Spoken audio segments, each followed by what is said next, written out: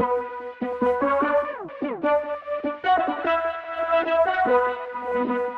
do you become aware of it though? Because in some situations, It's all it's you all know. you know. Yeah. You don't even realize it's a toxic relationship, a toxic family member, because as long as you've been alive, that's just the way that they are. And so you don't recognize that there could be better. How do you become illuminated to like, this might not be good for Healthy. me? Yeah. Well, it's maybe all that you know for that person, but you have to compare it to the relationships in your lives. In your life, you have to look at the other relationships. Are they causing you to be to feel guilty or frustrated? We all feel guilty or frustrated at times. But you have to look at in relationship to your other relationships. And you'll recognize you have friends who, you can say to your friend, hey, that hurt my feelings. And they go, oh, I'm so sorry, I didn't realize.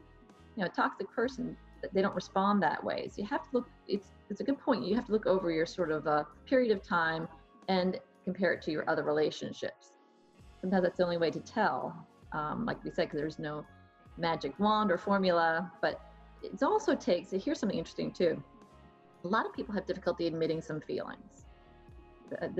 This never ceases to amaze me, even though I've been seeing it for 20 years. And the three feelings a lot of people can't have difficulty admitting are anger, sadness, and neediness. Okay? I call those the enemy emotions.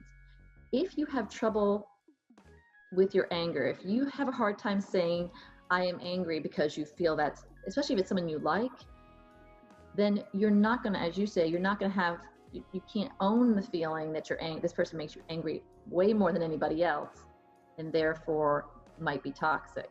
So you have to be able to accept that we do get angry at people we love and care about. In fact, the opposite of love isn't hate or anger, it's indifference. So it's very common to be angry at someone that you love.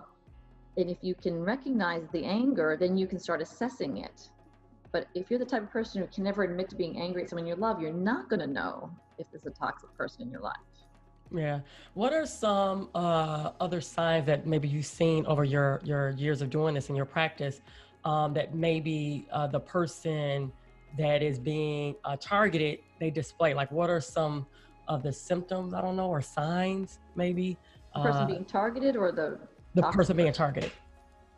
Well, the person being targeted is often what we would, for lack of a better phrase, more passive. A lot of people who praise passivity, they think passive is the way to make a good relationship, a good argument, and to be liked. So if I give in, if I cave, if I keep my opinions to myself, if I don't admit to any negative feelings, then that's going to make a stronger relationship. Ideally, we want everybody to understand there's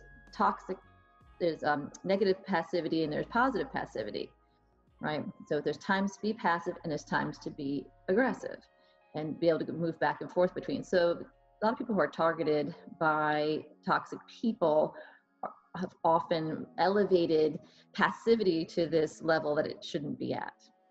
Now you counsel both individuals and couples. So from a couple standpoint, when there is toxic family members present, how have you seen these situations negatively impact the marriage?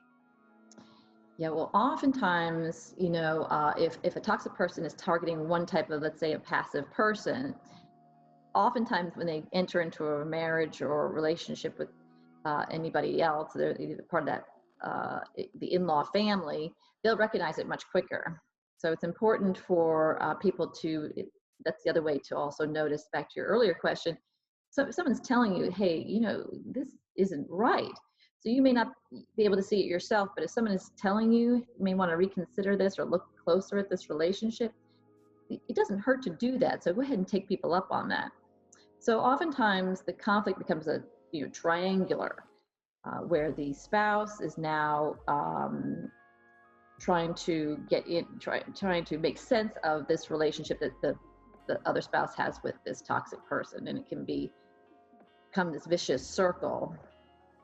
Yeah, and I'm sure it definitely impacts, oh my gosh, the relationship immensely.